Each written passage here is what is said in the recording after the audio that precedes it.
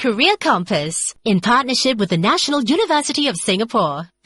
When arts and science collide, the whole is greater than the sum of its parts. And that's what we'll delve into now on Career Compass. Thank you for joining Andrea Heng and Stanley Leong. Now, specifically, we're talking about that in relation to the College of Humanities and Sciences over at the National University of Singapore and the interdisciplinary education in store for its students. None better to tell us about the program and pathways upon graduation than our guests, beginning with Professor Chew Fook Tim, who is Vice Dean of the Faculty of Science at the National University of Singapore and overseeing the undergraduate and international programs. He also oversees the curriculum of the combined College of Humanities and Sciences, or CHS, over at NUS. That's right. And alongside Professor Chew, we also host Dr. Gina Tay, who is with the Department of Communications and New Media, and she's Assistant Dean in the Faculty of Arts and Social Sciences at the NUS. Professor Chew and Dr. Tay, thank you for joining us and welcome to CNA 938. Our pleasure. Thank you. Now, let's begin with Professor Chew. The NUS College of Humanities and Sciences, or CHS, integrates teaching and learning across the disciplines of sciences and the arts. Professor Chew, tell us what value there is in an interdisciplinary education for university students, both on refining the approach to learning about the sciences and the arts, as well as how it will equip and prepare these students ultimately for the working world. Thank you, Stanley. In the new world, we've already experienced so many things, from the pandemic to ongoing climate change, or even to our food security. The challenges that we see today are really intertwined and maybe even ill-defined to a certain extent. So the majority of our graduates will not be working in neat disciplinary boundaries. Many of them will actually have to incorporate people and colleagues from all over the world, as well as from different domains. They will have to learn to navigate this kind of a landscape.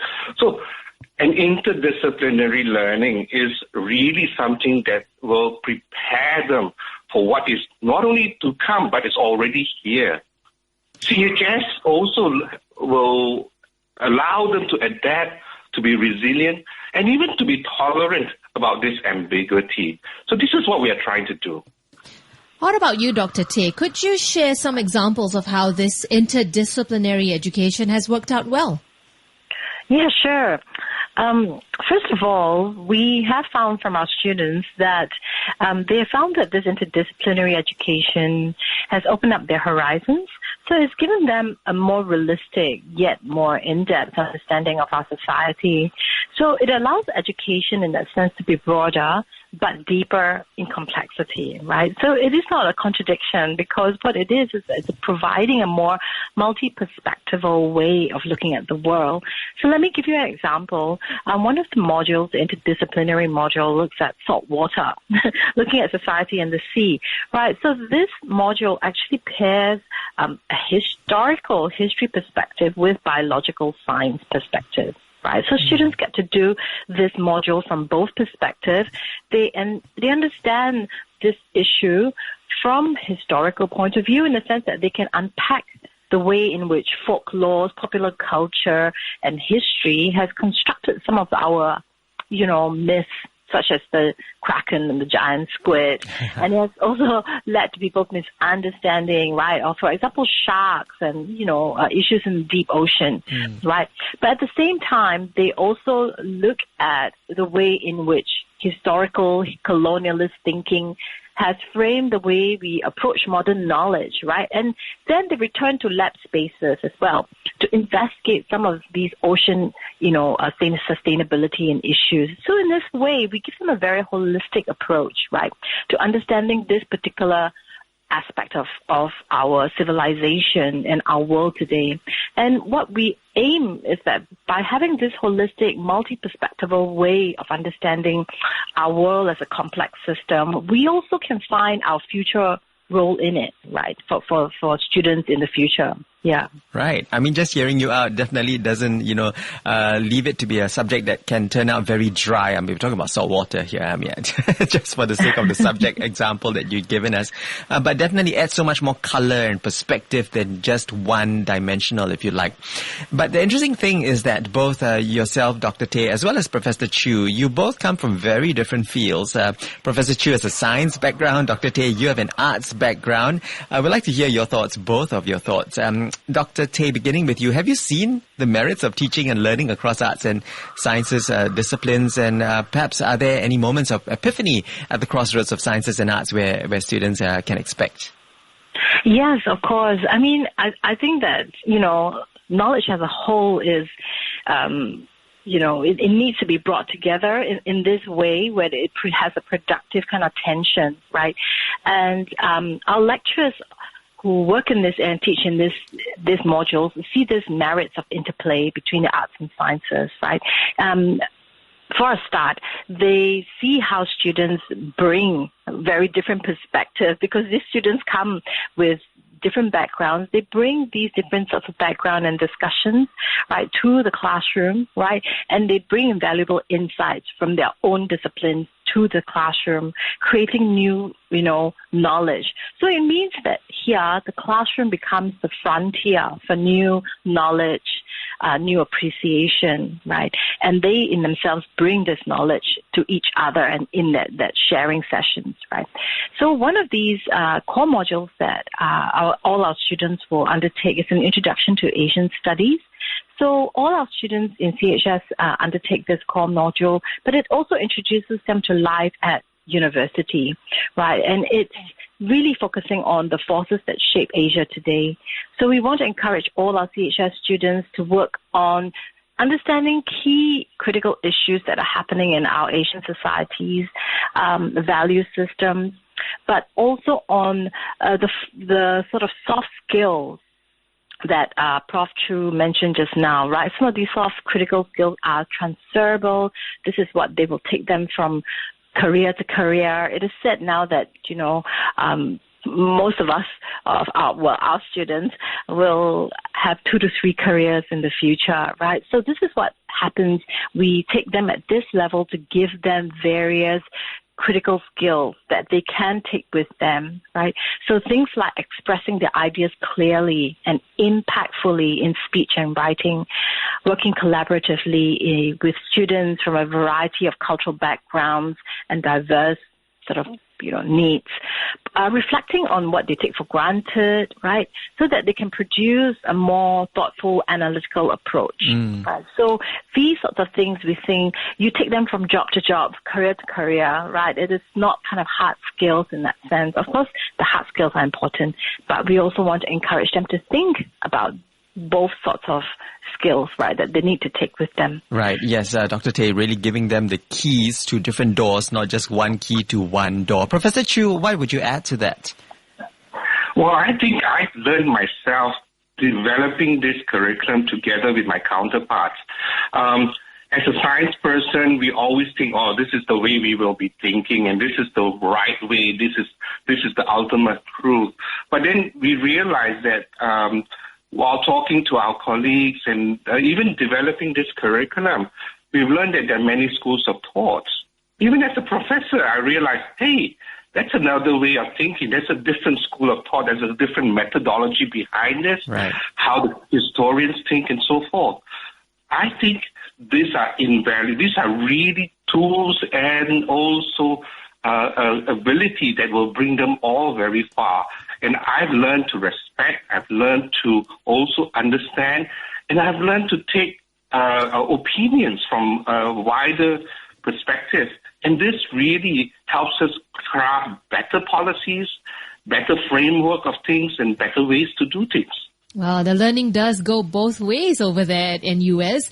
We are currently in conversation with Professor Chew Fook Tim. He's Vice Dean at the Faculty of Science at the National University of Singapore, and Dr. Gina Tay, also with the Department of Communications and New Media, and also Assistant Dean in the Faculty of Arts and Social Sciences at NUS. And they're both speaking with us today about how Arts and science can come together as one to provide a holistic education at NUS. Now, Professor Chew, let's get you back in the conversation again. Give us an idea of the primary majors available under this new framework, and also perhaps some fascinating and lesser known options as minors. What pathways do students have? Well, the College of Humanities and Sciences offer around 30 primary majors covering the social sciences, the Asian studies and humanities, and of course the sciences. Within the social sciences, we have anthropology, economics, social work. Under Asian studies and humanities, we have philosophy, history, and of course in science, we have the usual sciences like chemistry, life sciences, but we also have food science and technology, data science, and so forth. On top of that, we have around 70 minors and also second majors.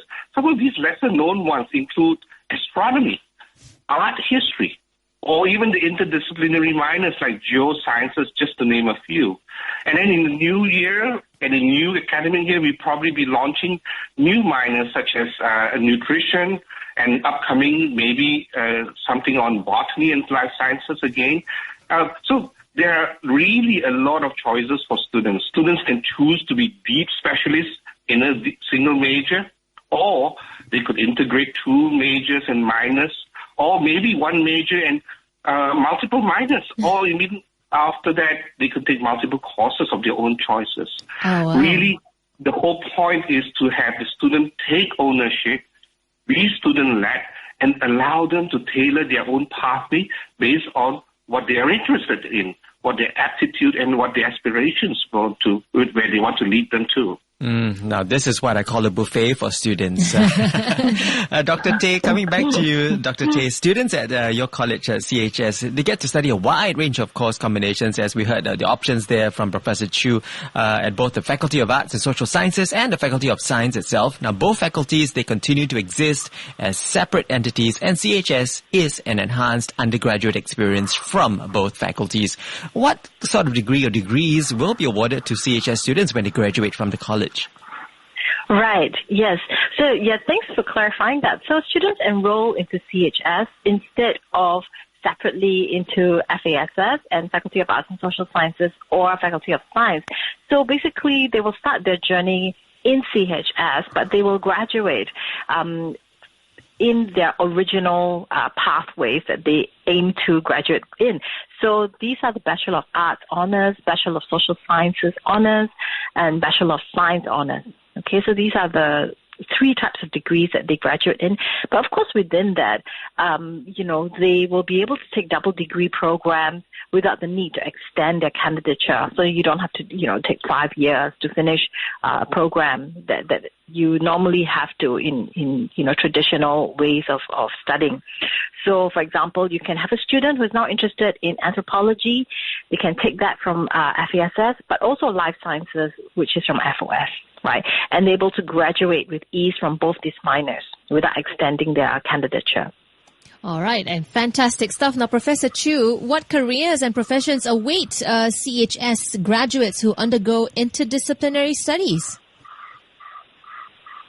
Besides, the CHS has not yet graduated anybody because we are only in our second cohort, going into the third cohort this year. But based on historical data, many of our graduates from both the Faculty of Sciences and the Arts and Social Sciences, they have already begun to start taking some interdisciplinary degrees and joint degrees and double degrees as well. And actually, you can see that they actually have been involved in many areas where they start up their own companies. Science graduates becoming journalists, for example, or even social advocates. We've got people going into companies such as Goldman Sachs, and or even applying their skills in specialist areas. So there are a wide area of careers and career opportunities for our students.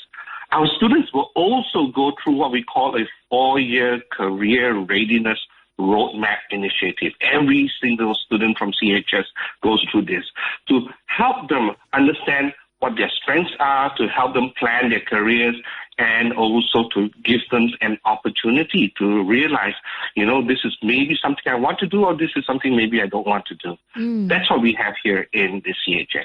All right. To be a student at the CHS and at NUS, it's a wonderful thing. We've been getting to know how interdisciplinary education takes place at the NUS College of Humanities and Sciences, or CHS as we've been calling it, and the opportunities for students and career pathways for their graduates. Joining us have been Professor Chew Fook Tim, Vice Dean of the Faculty of Science at the National University of Singapore, overseeing the undergraduate and international programs, and he also oversees the curriculum of the Combined College of Humanities and Sciences at NUS. And he is also joined by Dr. Gina Tay, who is with the Department of Communications and New Media and is Assistant Dean in the Faculty of Arts and Social Sciences at NUS. Thank you so much for joining us on the show today. And also the NUS Open House 2023 around the corner. You can view the online and on-campus schedule at www.nus.edu.sg/open house. And Professor Chew, Dr. Tay, thank you for joining us today. Thanks so much. Career Compass, in partnership with the National University of Singapore.